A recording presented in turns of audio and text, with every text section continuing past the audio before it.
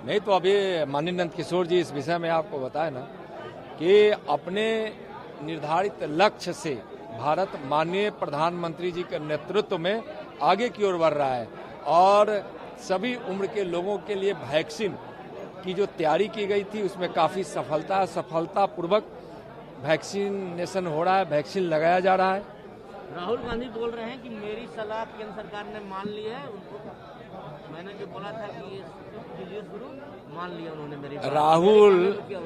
राहुल गांधी जी पहली बार अच्छी बात बोले हैं, जो कम से कम उन्होंने यह तो स्वीकार किया है कि देश के प्रधानमंत्री आदरणीय नरेंद्र मोदी जी अच्छा काम कर रहे हैं, यानी उनके अच्छे कामों को उन्होंने स्वीकारा है।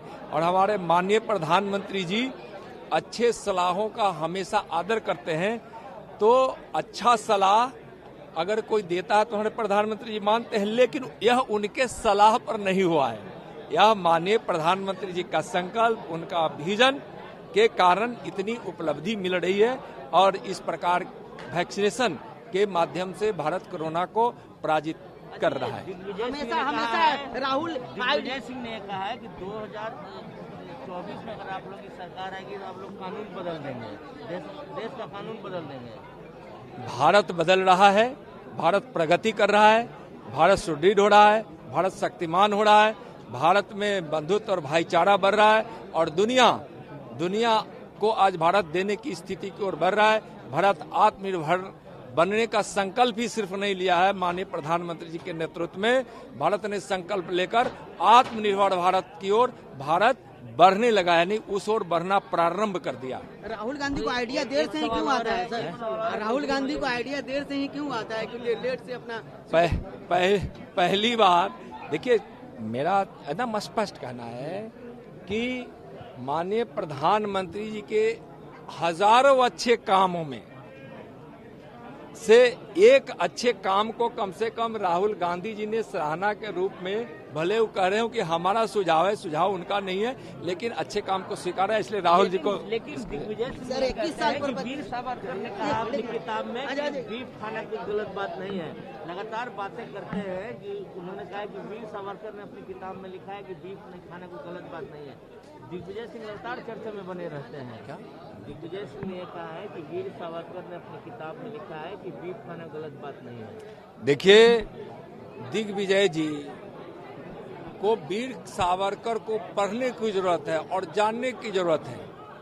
वीर सावरकर जी जिस चीज के लिए ख्याति प्राप्त किए हैं, राष्ट्रभक्ति के लिए, देश की आजादी के लिए में जो उनका योगदान है, उनका जो समर्पण है और साहस के साथ उन्होंने आजादी की लड़ाई लड़ी थी, उसके लिए इस देश को वीर सावरकर को नमन करना चाहिए और दिग्विजय जी को और अच्छे से उनको पढ़कर सावरकर के इतिहास को मानते हुए, उनके कर्मठता और उनके योगदान को मानते हुए मैं दिग्विजय सिंह जी को आग्रह करूंगा कि वीर सावरकर जैसे महापुरुष को हमेशा नमन की प्रवृत्ति रखे, उनके उपहास की नहीं। उत्तर प्रदेश चुनाव पर है, यूपी चुनाव पे। हाँ, शानदार तरीके से उत्तर प्रदेश में भारतीय जनता पार्टी की सरकार बनेगी।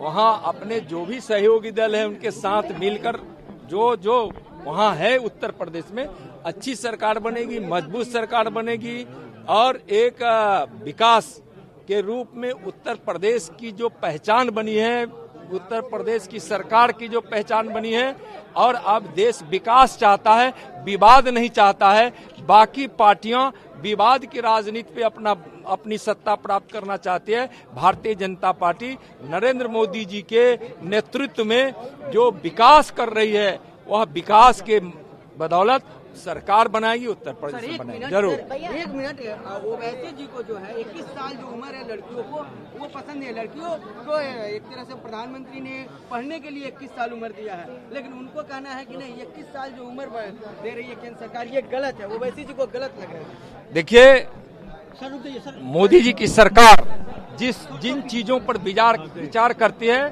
बहुत सोच समझकर विचार करती है और वह कहीं न कहीं जिस बिंदुओं पर विचार करती है, जिस क्षेत्र के लिए विचार करती है, जिनके लिए विचार करती है, उनके उत्थान के लिए, उनके विकास के लिए, उनके सम्मान के लिए, उनके न्याय के लिए विचार करती है।